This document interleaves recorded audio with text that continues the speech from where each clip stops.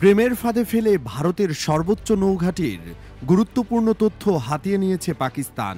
শুনতে ভারতীয় কোনো সিনেমার গল্প বলে মনে হলেও ঘটনাটি ঘটেছে এবার বাস্তবে। জানা গেছে, ভারতীয় দুই ঠিকাদার কর্মীকে প্রেমের ফাঁদে ফেলে দেশটির তৃতীয় বৃহত্তম নৌঘাঁটির গুরুত্বপূর্ণ তথ্য হাতিয়ে নিয়েছে প্রতিপক্ষ দেশ পাকিস্তানের গোয়েন্দা সংস্থা ISI। এতে পাচার হয়েছে ঘাঁটির সংবেদনশীল এলাকার ছবি, ভিডিও, নথিসহ বিভিন্ন ভবনের নকশা। পাকিস্তানের এই সংস্থার বিরুদ্ধে এমনই অভিযোগ তুলেছে ভারতের জাতীয় গোয়েন্দা সংস্থা NIA। সংস্থাটির দাবি, নারী গোয়েন্দাকে ব্যবহার করে সুকৌশলে হাতিয়ে নেওয়া হয়েছে ভারতীয় নৌবাহিনীর গুরুত্বপূর্ণ তথ্য। সংবাদ মাধ্যম হিন্দুস্তান টাইমসের এক প্রতিবেদন সূত্রে জানা গেছে, এ ঘটনায় গত 19 ফেব্রুয়ারি মঙ্গলবার পর্যন্ত দুইজনকে আটক করেছে NIA। ভারতীয় সংবাদ মাধ্যমগুলোর দাবি, ওই নৌঘাঁটিতে কর্মরত দুই সিভিলিয়ান ঠিকাদার কর্মীদের হানি ট্র্যাপে ফেলে তথ্য হাতিয়ে নেয় নাফিসা জান্নাত নামের এক পাকিস্তানি নারী গোয়েন্দা, যার সাথে 2023 সাল থেকে পরিচয় ছিল ওই দুই কর্মীর। মেরিন ইঞ্জিনিয়ার পরিচয়ে হোয়াটসঅ্যাপ, ফেসবুক এবং টেলিগ্রামে ভিন্ন নামে তাদের সাথে সখ্যতা গড়ে তোলেন ওই নারী। গণমাধ্যমে বলা হচ্ছে, ওই দুই ঠিকাদার কর্মীর মাধ্যমে INS কদম্ব নামক ওই নৌঘাঁটির খুবই সংরক্ষিত স্থানের ছবি, ভিডিও, গুরুত্বপূর্ণ নথি, নির্মাণাধীন স্থাপনার নকশা, সিমুলেটর বিল্ডিং এরিয়ার ছবি সুকৌশলে হাতিয়ে নেন ওই পাকিস্তানি গোয়েন্দা।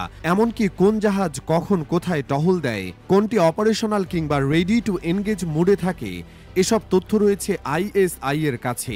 তবে আটক দুই ব্যক্তির ভাষ্যমতে প্রতি মাসে তাদের 5,000 রুপি করে দেওয়া হতো। টানা 8 মাস টাকা দিয়ে প্রেমের ফাঁদে ফেলে তাদের বিশ্বাস অর্জন করে পাকিস্তানি গোয়েন্দা ওই নারী। উল্লেখ্য যে 11,000-এরও বেশি একর জায়গা নিয়ে ভারতের ওয়েস্টার্ন ফ্রন্টে অবস্থিত নৌঘাঁটি INS কদম্ব। বর্তমানে এটি দেশটির তৃতীয় সর্ববৃহৎ নৌঘাঁটি। তবে সম্প্রসারণ কাজ শেষ হলে পূর্ব গোলার্ধের সবচেয়ে বড় নৌঘাঁটিতে পরিণত হবে এটি। ভৌগোলিক অবস্থানগত কারণে ভারতের সবচেয়ে গুরুত্বপূর্ণ ঘাঁটিগুলোর একটি হিসেবে বিবেচনা করা হয়ে থাকে INS কদম্বকে।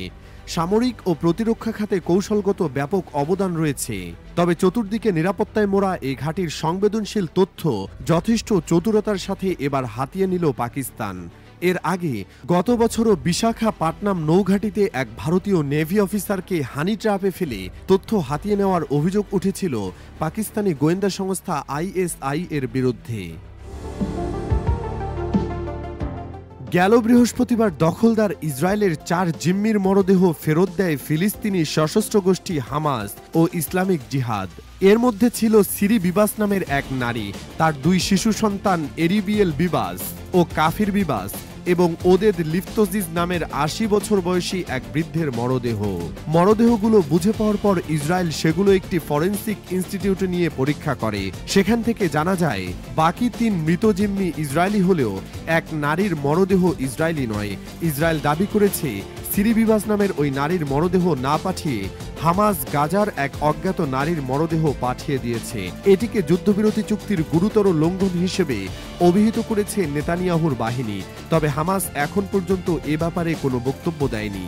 যুদ্ধ অপরাধের দায়ে অভিযুক্ত দখলদার ইসরায়েলের প্রধানমন্ত্রী বেনিয়ামিন নেতানিয়াহু এ ব্যাপারে বলেছেন, হামাসের বর্বরতা কোনো সীমা মানে না।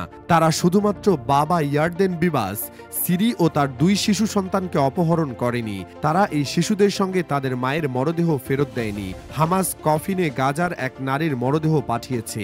নেতানিয়াহু দাবি করেছেন, এই জিম্মিদের হামাস হত্যা করেছে। উল্লেখ্য যে বৃহস্পতিবার গাজা থেকে জিম্মিদের মরদেহ বুঝে পাওয়ার পর সেগুলো আবু কারিম ফরেনসিক সেন্টারে নিয়ে যায় দখলদার ইসরায়েলের সেনারা। এরপর সেগুলো DNA পরীক্ষা করা হয়। ওই পরীক্ষাতেই মূলত 3 জনের পরিচয় শনাক্ত করা গেছে। তবে ইসরায়েল দাবি করেছে, সিরি বিবাসের নামে যে নারীর মরদেহ পাঠানো হয়েছে সেটির সঙ্গে DNA মিল খুঁজে পাওয়া যায়নি। এছাড়া অন্য কোনো জিম্মির DNA সঙ্গেও এই মরদেহের DNA মেলেনি। এ কারণে তারা দাবি করেছে, হামাস গাজার কোনো এক নারীর মরদেহ দিয়েছে। পরবর্তীতে হামাস এক বিবৃতিতে জানিয়েছে, সিরি বিবাস ও তার 2 শিশু সন্তান 2023 সালের সেপ্টেম্বরে ইসরায়েলের বিমান হামলায় নিহত হয়েছিলেন। আর হামলার তীব্রতায় সিরি বিবাসের মরদেহ ছিন্ন ভিন্ন হয়ে যায়। এ কারণে তারা হয়তো ভুল মরদেহ পাঠিয়েছে, অথবা অন্য মরদেহের সঙ্গে তার মরদেহ মিক্স হয়ে গেছে। হামাসের এমন বক্তব্য দেওয়ার পর দখলদার ইসরায়েলের প্রধানমন্ত্রী বেনিয়ামিন নেতানিয়াহু হুমকি দিয়েছেন, যদি সিরি বিবাসের মরদেহ ফেরত না দেওয়া হয় তাহলে গাজায় তারা আবারও তীব্র হামলা চালানো শুরু করবেন। এছাড়া ইসরায়েলের অন্যান্য রাজনীতিবিদরাও একই হুমকি দিয়েছেন। এমন পরিস্থিতির দরুন গাজাবাসীর মধ্যে আতঙ্ক দেখা দিয়েছে। সিরি বিবাসের ভুল মরদেহকে ইস্যু করে ইসরায়েলি সেনারা হয়তো সেখানে আবারও বর্বর হামলা চালানো শুরু করতে পারে, এমন ভীতি এখন তাড়া করে বেড়াচ্ছে নিরীহ ফিলিস্তিনিদের। এদিকে কাতার ভিত্তিক সংবাদ মাধ্যম আল জাজিরাকে বাস্তুচ্যুত গাজার কয়েকটি পরিবার জানিয়েছে, যুদ্ধবিরতি প্রথম থেকেই ভঙ্গুর ছিল, কিন্তু এখন এটি একটি ক্রিটিক্যাল পর্যায়ে পৌঁছেছে। যদিও শনিবার হামাস 6 জীবিত জিম্মিকে মুক্তি দেবে, কিন্তু এরপর কি হবে এ নিয়ে সেখানকার সব মানুষ উদ্বিগ্ন। 2022 সালের 25 ফেব্রুয়ারি প্রেসিডেন্ট ভ্লাদিমির পুতিনের নির্দেশের পর সীমান্তের বিভিন্ন জায়গা থেকে ইউক্রেনে ঢুকে পড়ে রুশ সেনারা। তাদের লক্ষ্য ছিল 3 দিনের মধ্যে রাজধানী কিয়েভের নিয়ন্ত্রণ নেওয়া, তবে এতে সফল হয়নি তারা। এরপর সময় গড়িয়ে এই যুদ্ধ এখন তৃতীয় বছরে পা দিয়েছে। এমন সময়ে রাশিয়া ইউক্রেনের মধ্যে যুদ্ধবন্ধের উদ্যোগ নিয়েছেন যুক্তরাষ্ট্রের প্রেসিডেন্ট ডোনাল্ড ট্রাম্প। তিনি হুমকি দিয়ে বলেছেন, যুক্তরাষ্ট্র ইউক্রেনকে আর সহায়তা করবে না, তবে যদি ইউক্রেন সহায়তা চায় তাহলে যুক্তরাষ্ট্রকে কিয়েভের প্রাকৃতিক সম্পদের 50% মালিকানা দিতে হবে। ট্রাম্পের এমন চাঞ্চল্যকর চুক্তিতে ইউক্রেনের প্রেসিডেন্ট ভলোদিমির জেলেনস্কি রাজি আছেন, তবে তিনি এর বদলে যুক্তরাষ্ট্রের কাছ থেকে শক্তিশালী নিরাপত্তার নিশ্চয়তা চাচ্ছেন। এখন প্রশ্ন হলো, ইউক্রেনের প্রাকৃতিক সম্পদ কতটা রয়েছে? ইউক্রেনের প্রচুর পরিমাণে প্রাকৃতিক সম্পদ রয়েছে, যেগুলো অস্ত্র, বৈদ্যুতিক গাড়ি সহ বিভিন্ন পণ্য উৎপাদনের গুরুত্বপূর্ণ অনুষঙ্গ। এসব সম্পদ বিশ্বের সব জায়গায় পাওয়া যায় না এবং এগুলো আহরণ করাও সহজ নয়, তাই এই সম্পদগুলো বেশ মূল্যবান।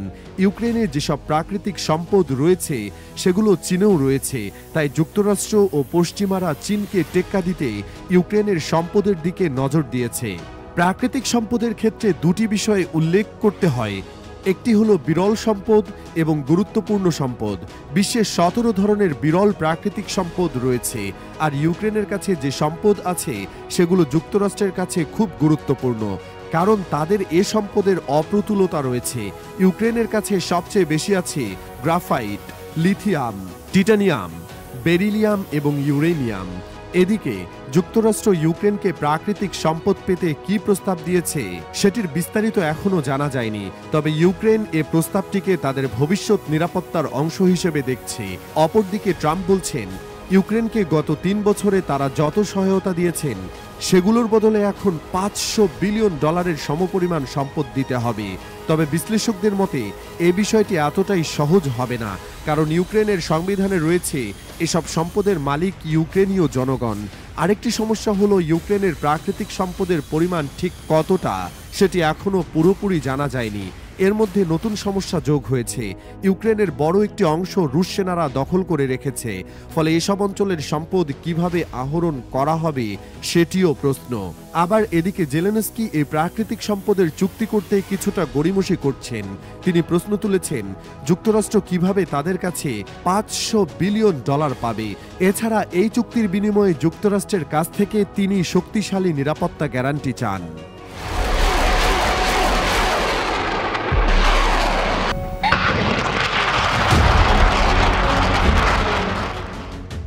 ইউক্রেন যুদ্ধের জন্য দেশটির প্রেসিডেন্ট ভলোদিমির জেলেনস্কিকে দায়ী করে গেল বুধবার নিজ মালিকানাধীন সামাজিক যোগাযোগ মাধ্যম ট্রুথ সোশ্যালে একটি পোস্ট দেন মার্কিন প্রেসিডেন্ট ডোনাল্ড ট্রাম্প। সেই পোস্টে জেলেনস্কিকে স্বৈরশাসক বলেও অভিহিত করেন তিনি। এবার ট্রাম্পের মন্তব্যের প্রতিক্রিয়ায় রাশিয়ার প্রেসিডেন্ট ভ্লাদিমির পুতিনকে স্বৈরশাসক বলে আখ্যায়িত করেছে ইউরোপীয় ইউনিয়ন ইইউ এর শীর্ষ কূটনীতিক। ইইউর শীর্ষ কূটনীতিক কাজা ক্যালাস 20 ফেব্রুয়ারি বৃহস্পতিবার বলেছেন, তিনি প্রাথমিকভাবে ভেবেছিলেন মার্কিন প্রেসিডেন্ট ইউক্রেনের নেতাকে স্বৈরশাসক বলে অভিহিত করার সময় ভলোদিমির জেলেনস্কিকে ভ্লাদিমির পুতিনের সাথে গুলিয়ে ফেলেছেন। ক্যালাস জোহান্সবার্গে সাংবাদিকদের বলেন, প্রথম যখন আমি এটি শুনেছিলাম আমি মনে করি তিনি অবশ্যই দুটিকে মিলিয়ে ফেলেছেন, কারণ স্পষ্টতই পুতিন স্বৈরশাসক। এর আগে ট্রাম্প জেলেনস্কিকে নিয়ে লিখেন, তিনি একজন নির্বাচন ছাড়া একনায়ক। ট্রাম্পের এমন দাবির কারণ, জেলেনস্কির 5 বছরের মেয়াদ গত বছর শেষ হয়েছে, কিন্তু ইউক্রেন যুদ্ধের কারণে দেশটিতে নির্বাচন হয়নি। ট্রাম্পের এমন দাবি উড়িয়ে দিয়ে G20 সম্মেলনে পররাষ্ট্রমন্ত্রীদের একটি বৈঠকে ক্যালাস বলেন, জেলেনস্কি সুষ্ঠু ও অবাধ নির্বাচনে একজন নির্বাচিত নেতা। তিনি বলেন, অনেক দেশের সংবিধান যুদ্ধকালীন সময় নির্বাচন স্থগিত করার অনুমতি দেয় সংঘাতের দিকে মনোনিবেশ করার জন্য।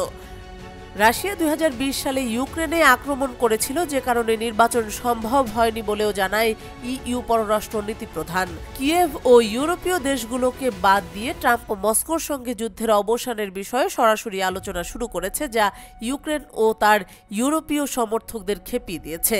এ নিয়ে ট্রাম্পের উদ্দেশ্যে ক্যালাস বলেন, ইউক্রেনকে সমর্থন করা এবং রাশিয়ার উপর রাজনৈতিক ও অর্থনৈতিক চাপ সৃষ্টির দিকে মনোযোগ দেওয়া উচিত।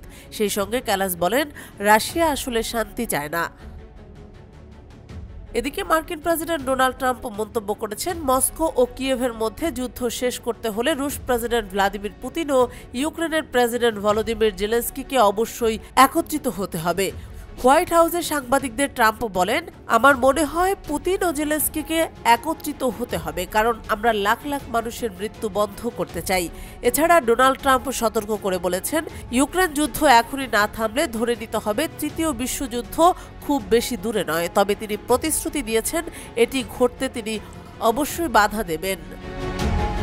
পরে এই যুদ্ধে শেষমেশ কোনো পক্ষের কোনো লাভ হবে না বলে উল্লেখ করে ট্রাম্প বলেন, যদি বাইডেন সরকার আর 1 বছর থাকতো তাহলে আপনারা তৃতীয় বিশ্বযুদ্ধে থাকতেন।